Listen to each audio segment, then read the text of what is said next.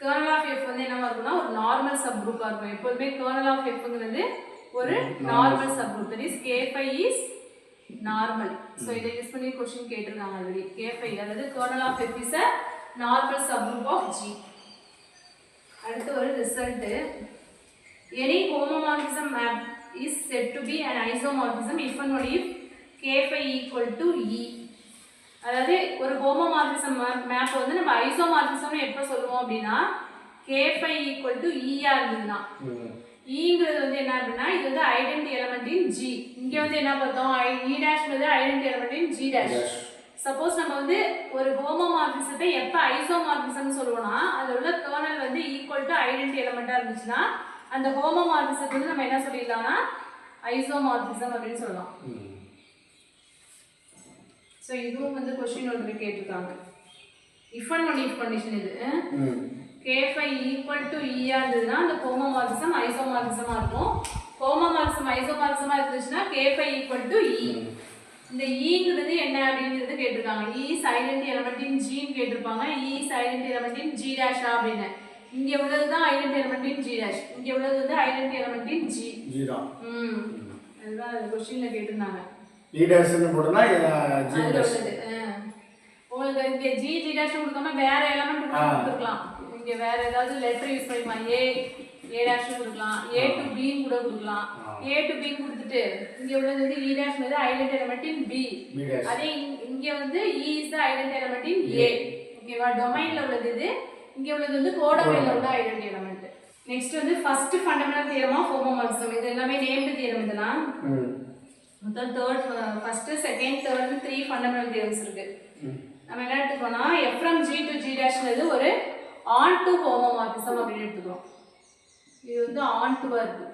F from G to G dash ஒரு onto ஹோமோமார்பிசமா இருந்தது. அண்ட் Kங்கிறது கர்னல் ஆஃப் F ன்னு இருந்தது அப்படின்னா Kங்கிறது kernel then G by K வந்து என்னவா இருக்கும்னா is isomorphic to G dash.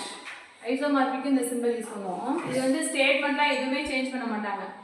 இதை கொடுத்துட்டு இது வந்து first fundamental theorem second fundamental theorem கீழே ஆப்ஷன் கொடுத்துருவாங்க. அது மாதிரி கேட்பாங்க. இல்லாட்டி ஸ்டேட்மெண்ட்டை வந்து கொடுக்காம தியரத்தை கொடுத்துட்டு கீழே இந்த ஸ்டேட்மெண்ட்டை கொடுத்துருவாங்க. ஓகேவா? அது மாதிரி நேம்டு தியரத்துலலாம் எந்த சேஞ்சுமே இருக்காது. அப்படியே தான் கேட்பாங்க. முன்னாடி ஃபங்க்ஷன் பார்க்கும்போது என்ன இங்கே ஒரு குரூப் இருக்கும், இங்கே அனதர் குரூப் இருக்கும். Function from A to B ன்னு சொல்லுவோம் இல்லையா? Or function from G to G dash ன்னு சொல்லுவோம்.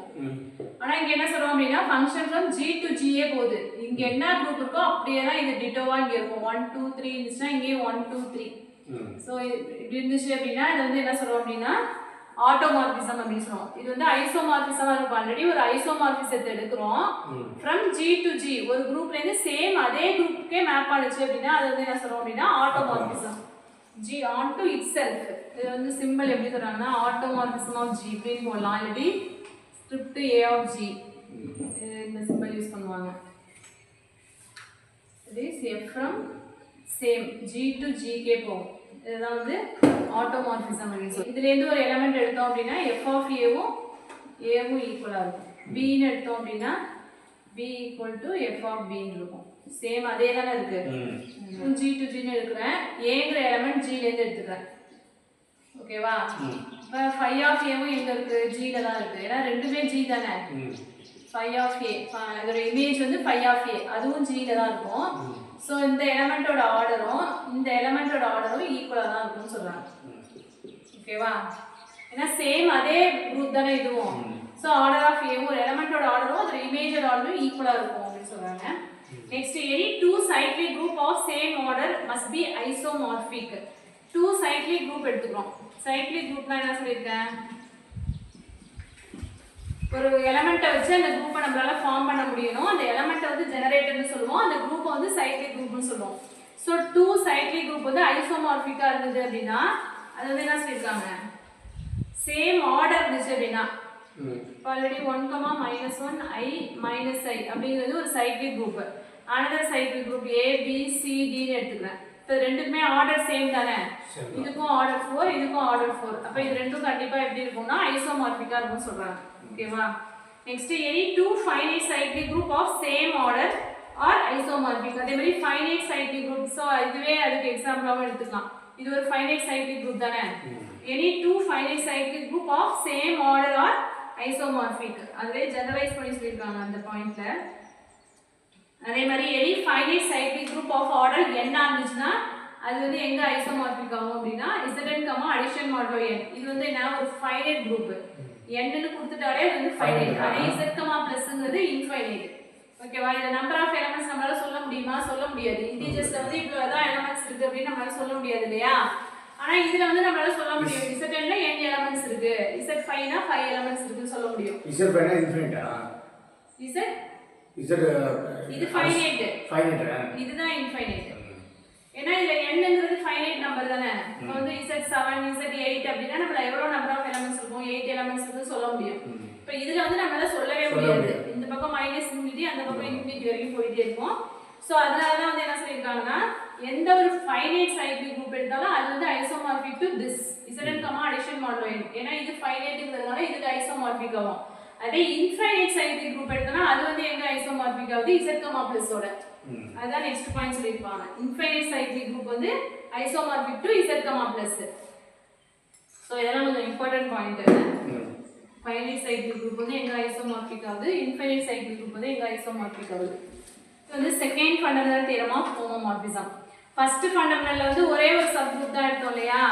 இங்க வந்து ரெண்டு சப் குரூப் எடுத்துக்கிறோம். HKங்கிற 2 சப் குரூப் எடுத்துக்கிறோம். அதுல H மட்டும் நார்மல் எடுத்துக்கிறோம். Hங்கிறது normal sub group. Normal sub group of G.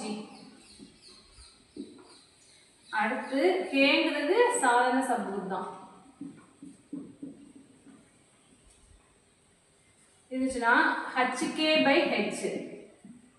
இதெல்லாம் ஆல்ரெடி கேட்ட क्वेश्चन இது. HK/H is isomorphic to K/H intersection K. இத கேட்பாங்க, வேற எதுவும் மாத்த மாட்டாங்க. ஜஸ்ட் HK க்கு பதிலா AB ன்னு வேணா மாறும். ஓகேவா? H க்கு பதிலா A, K க்கு பதிலா B ன்னு வேணா மாறும். அதே மாதிரி தேர்ட் ஃபண்டமெண்டல் தியரத்துல HKங்கிறது ரெண்டுமே நார்மல் சப் குரூப் எடுத்துக்கிறோம். இதுவுமே நார்மல் எடுத்துக்கிறோம். ரெண்டுமே நார்மல் சப் குரூப்பா இருந்ததுன்னா G/K is isomorphic to G/K is isomorphic to G/H divided by K/H.